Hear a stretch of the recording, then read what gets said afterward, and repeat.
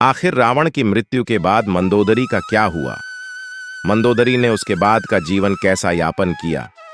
उसके बाद उनका विवाह किससे हुआ? जानेंगे सब कुछ इस वीडियो में। नमस्कार दोस्तों, आपका स्वागत है हमारे YouTube चैनल माइंडेड सत्या में। दोस्तों, वीडियो शुरू करने से पहले यदि आप चैनल पर नए हों तो हमारे चैनल को सब्सक्राइब जरूर करें। तो चलिए शुरू करते हैं। मंदोदरी एक महान और उत्तम चरित्र वाली महिला थी जो अपने पति रावण के साथ न्याय का पालन करती रही थी। हालांकि उसका भाग्य उसके पति की पापों के कारण संघर्षपूर्ण और दुखद रहा।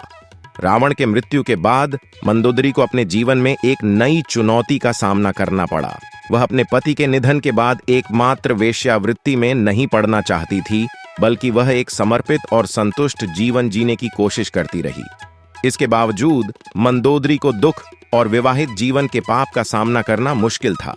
मंदोदरी का प्रेम और वफादारी के साथ जीवन रहा और मंदोदरी ने अपने दुखों और चुनौतियों का सामना किया।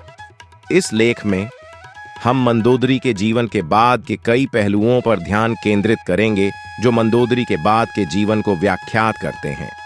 सबसे पहले मंदोदरी के जीवन की धारा। रावण की मृत्यु के बाद मंदोदरी ने एक नया जीवन शुरू करने का प्रयास किया। उसने अपने पति की मृत्यु के बाद भी उसके स्मृति को सम्मान दिया, लेकिन वह भी समझती थी कि उसे अपने जीवन को आगे बढ़ाने की जरूरत है। इस प्रकार वह अपने बाल्यकाल के सपनों और उम्मीदों को नजरअंदाज नहीं करती थी। वैसे रावण की मृत्यु के बाद भगवान श्री राम जी ने मंदोदरी और विभीषण के विवाह का प्रस्ताव रखा, लेकिन मंदोदरी ने इस प्रस्ताव को मानने से इनकार कर दिया और अकेले ही जीवन यापन करने का फैसला किया। समाज में समर्पण। मंदोदरी ने अपने जीवन को समर्पित किया और समाज में सेवा की। वह रावण की पत्नी के नाम से नहीं, बल्कि अपने खुद के नाम पर महानता हासिल करने का प्रयास करती थी। वह दुर्गा मंदिर में दिन रात पूजा करती, ध्यान करती और उपासना में लीन रहती थी। सामाजिक सुधार। मंदोदरी को राजनीतिक और सामाजिक सुधार में भाग लेने की भी इच्छा थी।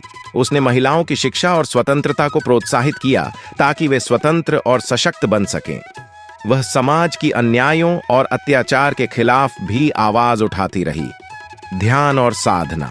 मंदोदरी ने अपने जीवन के बाद के दिनों में ध्यान और साधना में भी समय बिताया। उसने अपनी आत्मा को शुद्धि और शांति की खोज में लगा दिया। ध्यान और साधना के माध्यम से वह अपने दुखों को सामने करने के लिए शक्ति प्राप्त करती रही। अंतिम दिन। मंदोदरी के अंतिम दिन भी उसने ध्यान और भगवान की आराधना में गुजारा। वह अपने पति की आत्मा की शांति की कामना करती रही और सच्चे प्रेम की अनुभूति की। उनका जीवन उच्च आदर्शों, सेवा और समर्पण के लिए एक मिसाल था। आखिर में इन सभी बातों से यह निष्कर्ष निकलता है कि रावण की मृत्यु के बाद मंदोदरी ने एक उत्कृष्ट उदाहरण प्रस्तुत किया है कि कैसे विपरीत परिस्थितियों में भी एक महिला अपने आत्मा की ऊंचाई और महत्ता को समझ सकती है। उसने धैर्य, संघर्ष और समर्पण के माध्यम से अपने जीवन को महान और प्रेरणादायक बनाया। उनकी कहानी हमें यह सिखाती है कि जीवन के हर परिस्थिति में समर्पितता और निरंतर प्रयास से हम अपने उद्देश्यों को हासिल कर सकते हैं।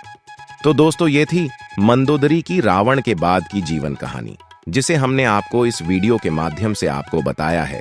दोस्तों, अगर आपको ये वीडियो थोड़ा भी पसंद आया तो वीडियो को लाइक, शेयर और चैनल पर नए हो तो चैनल को सब्सक्राइब जरूर करें। तो चलिए दोस्तों, मिलते हैं फिर एक नई वीडियो के साथ। तब तक के लिए मेरे साथ बोलिए जय श्री राम।